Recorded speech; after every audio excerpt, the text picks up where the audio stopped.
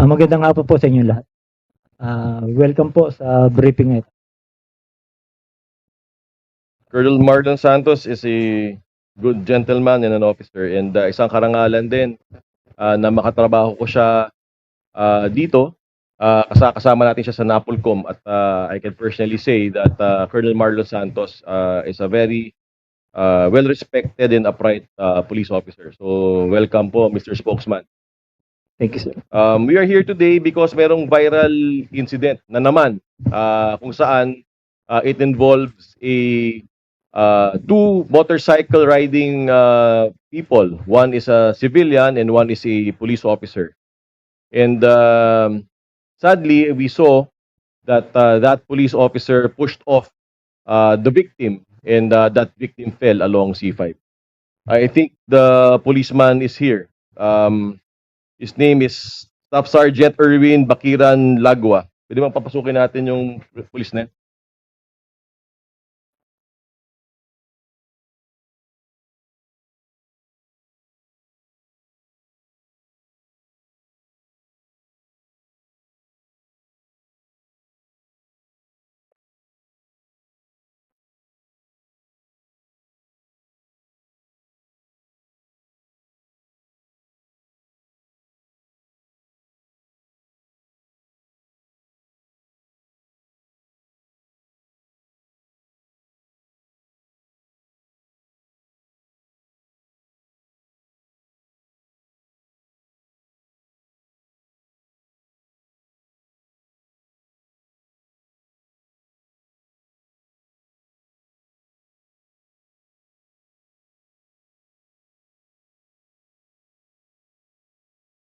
Oh, po dito.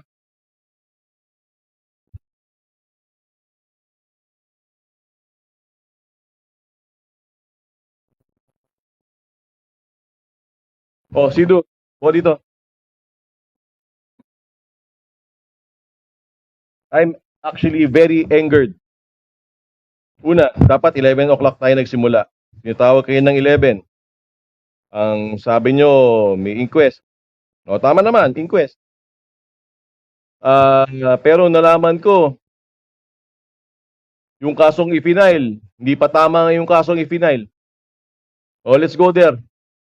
Pero unahin mo natin tong si Lagwa. Ano masabi mo? O, ito Mike.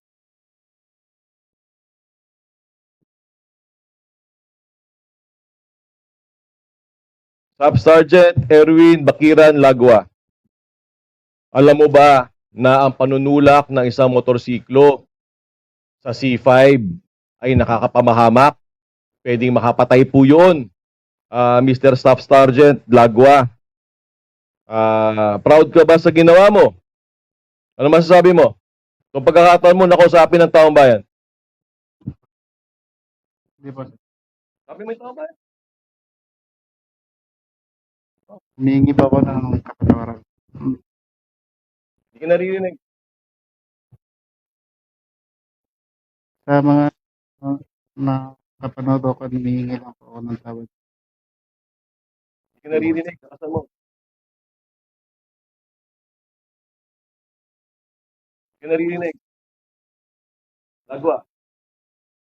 Sa ano mang humihingi po ako ng kapatawaran sa lalong-lalo na to sa taong na-perwisyo. Yun lang po.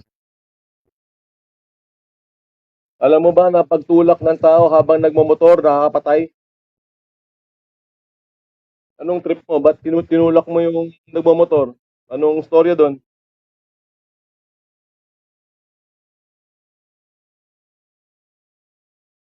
Sagot.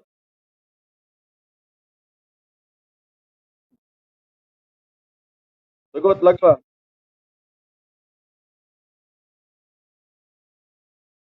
Alam mo ba na pwedeng mamatay yung tinulak mo dahil tinulak mo sa C5? Oo, hindi. Hindi ko naman.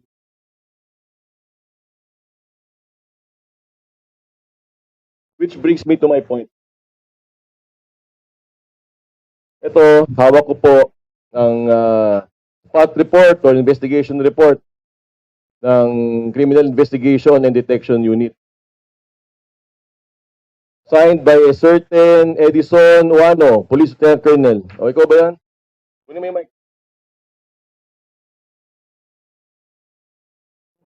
Kunin mo yung mic.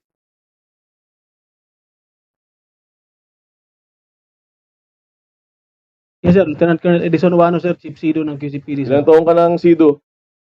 Magte-10 months, sir. Sa SIDO? Ilang taong ka ng pulis? 15 years, sir. Anong rango mo na? Lieutenant Colonel, sir. Di ba basic yan? Na pag may tinulak ka sa C5 habang nagmamotor, pwedeng mamatay yung taong yon? Tama, mali? Tama, sir. Pinabago na namin yung charge, sir. O nga, hindi na tanong ko eh. Ano kaya ako nagagalit? Kakasuhan natin yung kapwa natin pulis ng physical injuries, malicious mischief, klarong-klarong frustrated or attempted murder yun.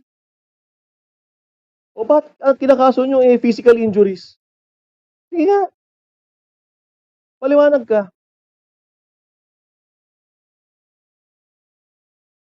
Yes, sir. Nakita namin, sir, together with the investigator, sir, na pagkatumba niya, sir, ay mga 2 to 3 minutes, nakabangon niya agad, sir. Nakabangon siya agad, sir. Tapos based dun sa medical certificate, sir, ay abrasion lang ang natamo niya, sir. Pero, alam mo, Colonel, Lieutenant Colonel ka pa naman din, head ka ng SIDO. Dapat alam mo kung anong elements ng krimen. Diba? Ano bang elemento ng murder? May intensyon na pumatay. Klarong-klaro naman yung intensyon. Manunulak ka na nagmumotor sa C5. May mga truck na dumadaan dyan, maraming kotse dumadaan dyan, pwede kang mabagok ang ulo. Ano yun? Light physical injuries pa rin ba ikakaso natin doon, Colonel? Ganyan ba ang alam natin? Sobrang viral nung insidenteng ito. Tapos ganito ang ikakaso natin. Ano ba yan? Paliwanag ka. Yes, sir. Pina-pull out ko na, sir, yung unang charge na physical injuries at pinabago na namin, sir, sa frustrated murder, sir. Pina-pull out nyo kasi sinabi ko sa inyo, kung hindi ko pa nakita yan, ang kinaso dito sa taong to, slight physical injuries. Di ba kayo nahihiya sa taong bayan? Viral na insidente, slight physical injuries ay kakaso nyo?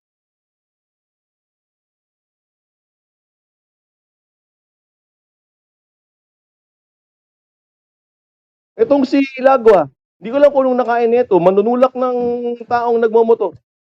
We saw the video, Mr. Lagwa, na nagpo-provoke din naman yung isa. Pero hindi yon hindi sagot ang panunulak sa isa nagmamotor sa C5 na maraming dumadaang kotse at truck dahil kayo nag-aaway. Road rage yan. Hindi kailangan gawin yan. Dapat naging pasensyoso ka pa. Colonel Luano, SIDO ka, happy ka doon. Dapat alam mo naman na yung revised penal code. Sino yung investigador? Sino si Katungal? Nandito ba si Katungal? Oh, paliwanag ka dito. Upo ka dyan.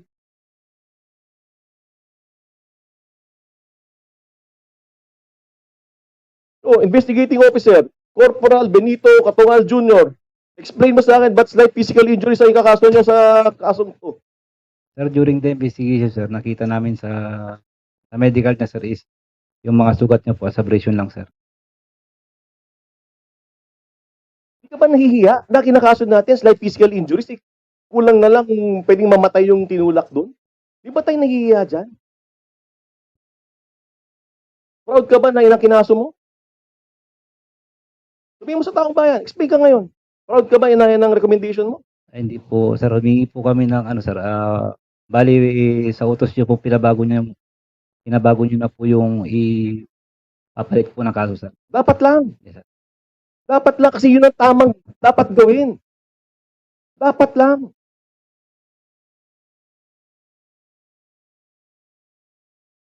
I've asked General Abirin and District Director of the QCPD to relieve these people. Edison Uano, Lieutenant Colonel, tsaka Police Corporal Benito Catongal Jr. I'm also instructing our EMIS to investigate and file the appropriate charges also against these two personnel. Hindi dapat ganito. Totoo kaya nagagalit ako dito. Kasi kitang-kita ng buong taong bayan yung nangyari dito sa pulis na ito. Dapat bilang pulis, mag-file naman tayo ng tamang kaso. Mag-file tayo ng kaso, pero physical injuries, ano ba namang klaseng kaso yan? Dahil lang sa kabaro natin, yung kakasuhan natin? Yun ba yan? Explain kayo. Yun ba yun? Yung ba yung dahilan doon? Hindi sir, patas po yung investigation namin sir. Yun talaga sir ang nakita namin sir. Kaya pinareview naman din namin to sa DLO sir bago i-refer sa fiscal's officer. Pero nakita ko sir parang may mali, babaguhin naman namin. Magbasa kayo na lang revised penal code. Kung kailangan mag-aral lahat ng pulis ng batas, uli. Lalo-lalo na SIDU. Kasi we are not giving justice to the Filipino.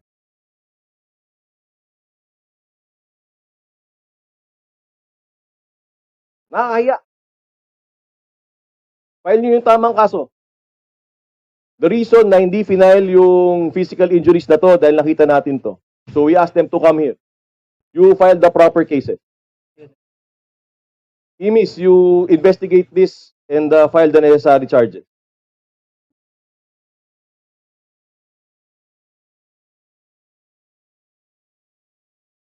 Thank you, sir. We will now open the floor for questions. We will begin with Mr. Val Gonzalez from DZRH. Sir. Kay Lieutenant Colonel Uano, sir. Ang pinangyarihan ng insidente, Colonel, ay Pasig City sa C5. Yes sir. Out na ng labas na ng area of jurisdiction ninyo. Bakit kayo, sir? Paki-explain nga, sir, bakit kayo ang nag-file ng kaso? Ay sir, At kayo rin ang nag-imbestiga.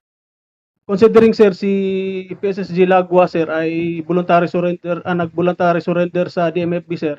Tapos turn over sa amin sir, so doon nagkanta kami ng investigation. It turned out sir na Pasig yung area. Pero pwede pa naman yun sir, pero doon namin pa rin i-inquest sa Pasig City Prosecutor's Office sir. Thank you, sir. Kay Sargento Bakiran, sir. Lagwa. Sir, napanood ko yung video. Ang sabi nung rider, bakit nyo daw siya kinakat? Then after nun, sinundan-sundan kayo. Mahaba rin yung ipinakita ninyong hindi kayo kumikibulang. Lumusot-lusot kayo sa ibang mga sasakyan. Nilalayuan ninyo siya, kitang-kita ho dun sa video. Yun bang pag-provoke niya ay medyo nairita kayo, napikon kayo?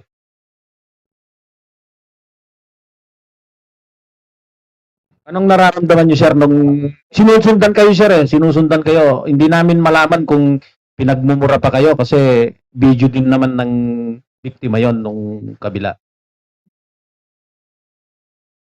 Okay. Napikon ba kayo, sir, kaya ninyo itinulak? Kasi sinundan-sundan kayo Hindi namin alam kung anong mga provocative na words yung ginamit niya sa inyo. Kasi putol din ho yung video. No, sir. Hindi po. Nagalit ba kayo, sir, kasi sinundan-sundan niya kayo, tapos ang dami ho niyang sinasabi sa inyo? Kasi nakita rin namin yung video na iniiwasan na ninyo siya. Lumayo-layo na ho kayo Tapos hanggang sa sinundan-sundan niya kayo, maliban dun sa kayo ay naka-uniforme, alam niyang pulis yung sinusundan niya, hinabol-habol niya kayo Napikon ba kayo, sir? May pagkakataong nairita ba kayo? Kaya yun ang isa sa nagtulak sa inyo para siya ay itulak yung kanyang motorsiklo? Hindi po, sir. Hindi ko kayo napikon. Ba't tinulak mo? Kung hindi ka napikon. Sagot. Anong dahilan mo? Ba't tinulak mo? Kung hindi ka napikon.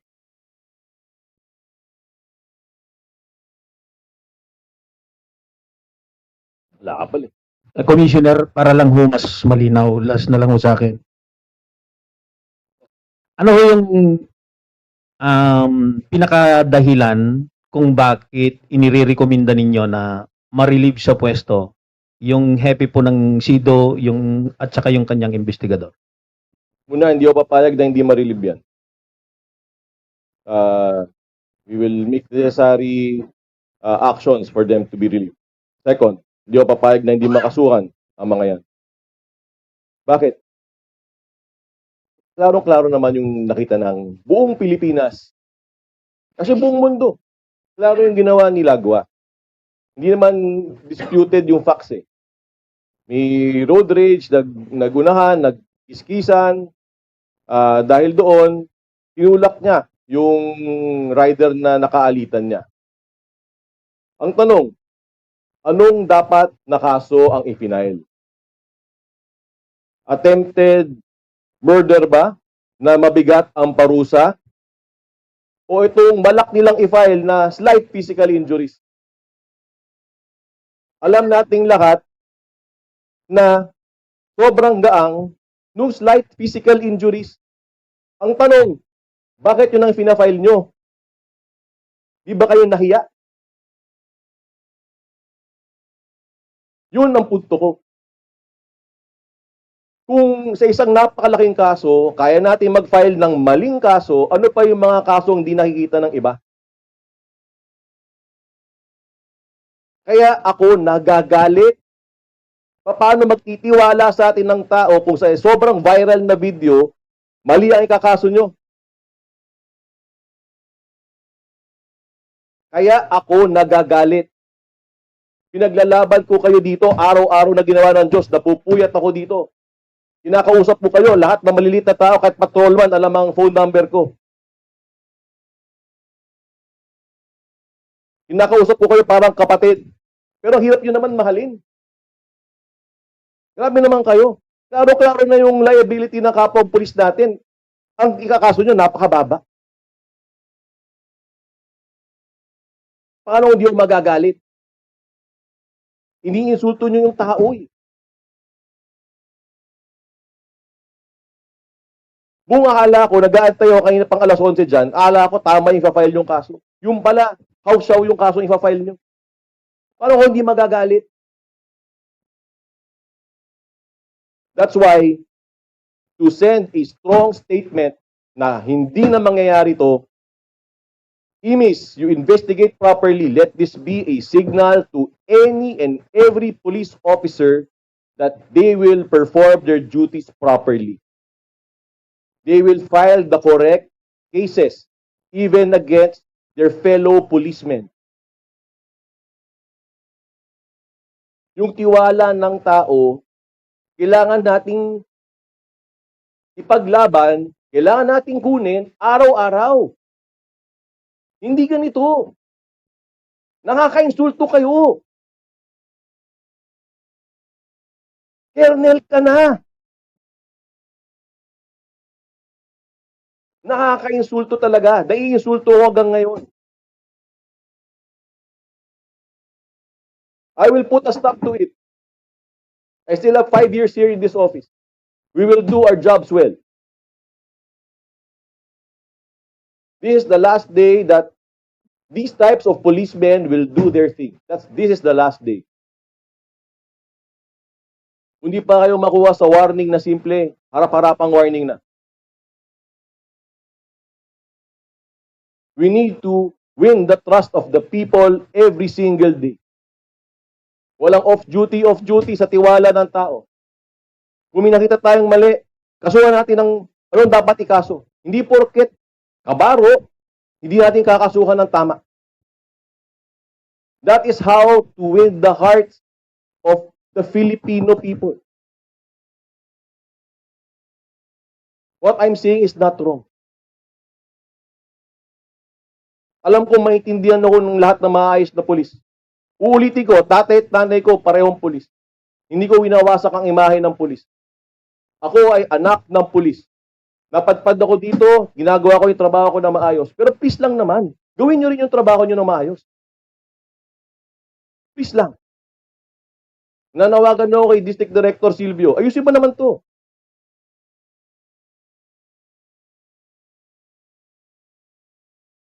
Mr. Lagwa, walang dahilan na para gawin mo to.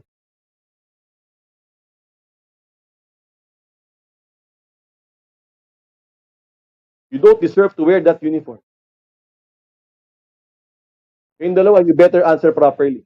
You investigate, Imis.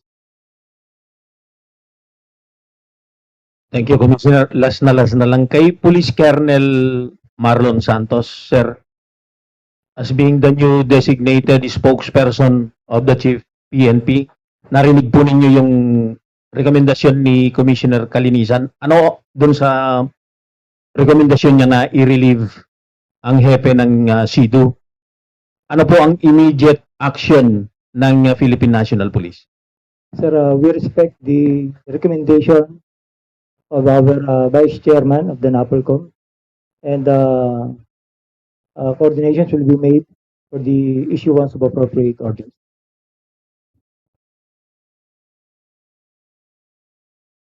So makikipag-usap po ang National Headquarters sa QCPD or sa INCRPO, sir?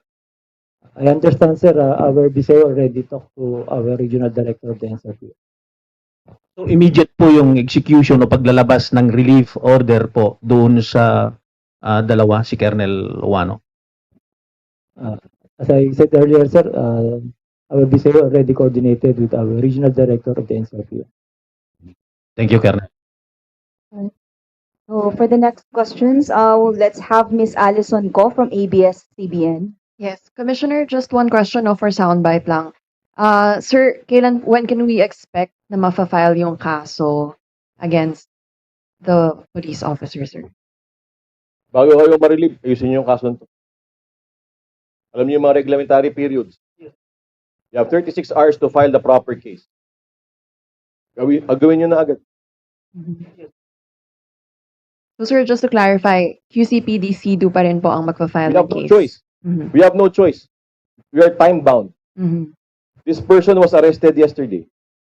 We have 36 hours from the time of arrest to file the appropriate charges. Yun ang nakalagay sa libro. Dapat alam nyo rin naman siguro yan. Nagmamadali kayo mag-file. Ayaw nyo pang ihugutin yung balak nyo i-file na maling kaso kanina. Nagdadailan pa kayo. Inutusan na nga kayo na mag-file kayo ng tamang kaso. Ayaw nyo pang sumunod.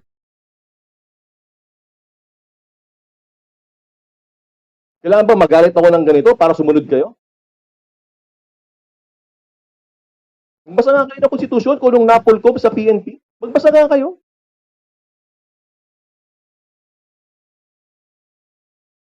There is civilian authority over the uniformed services. Hindi SARCOM, hindi sariling palo ang Philippine National Police. There is a civilian oversight which has administration and control over the Philippine National Police as per the Philippine Constitution. If the NAPOLCOM for decades has not been doing their job, well, I have news for you. The NAPOLCOM is doing its job today. I will not allow misconduct of police officers. I will not allow abusive conduct of police officers. I will not allow wrong cases to be filed against erring police officers. Bakit? Kasi yun ang tama.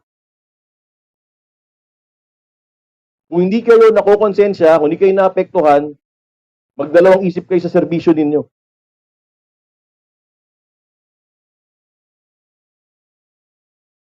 And last question po kay Lieutenant Colonel Wano. Sir, attempted murder na po yung case na ipa-file natin. Pinabago ko na yung dokumento ngayon sa isang investigador, frustrated murder naman ang ipapaso namin, kakaso namin. Bali, kung hindi mahabol ngayong gabi, baka bukas ng umaga i-inquest namin. Okay. I-file nyo ngayon kasi 36 hours. Alam nyo naman yan eh. O, sasabit pa kayo sa oras. File nyo ngayon. Thank you. Now let's have Miss Chelsea Arcilia from DZXL. Commissioner, isang question lang po.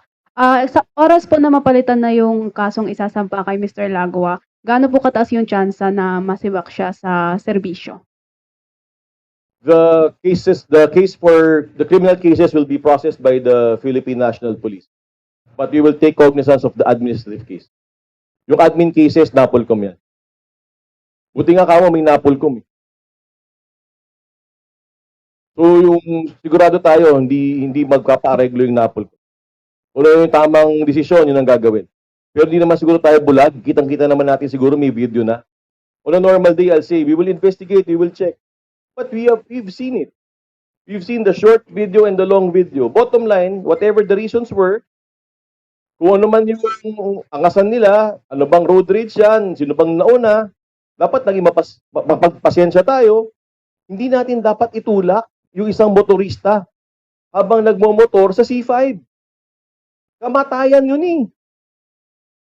Mababago ko yung ulo nun. Kung hindi mabago ulo nun, masasagasaan yun. Porket ba nakaligtas yung tao sa kamatayan? Slight physical injuries na yung file natin, mga kasama. Ano ba yan? Ano ba yan? That's why I'm really angry.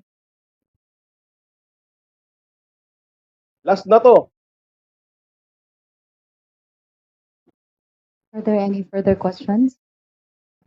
Yes, Miss Alison Costa. Sorry, Commissioner, just to clarify po, no, anong administrative case yung sasampa natin kay Mr. Lagwa and then sa two officers, sir, from QCPD? That's grave misconduct and conduct unbecoming of a police officer.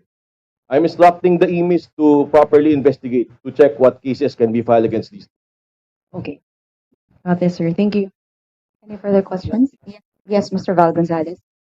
Commissioner, may plano rin ba na isasama doon sa investigasyon yung previously cases na handled by Colonel Owanyo and his team?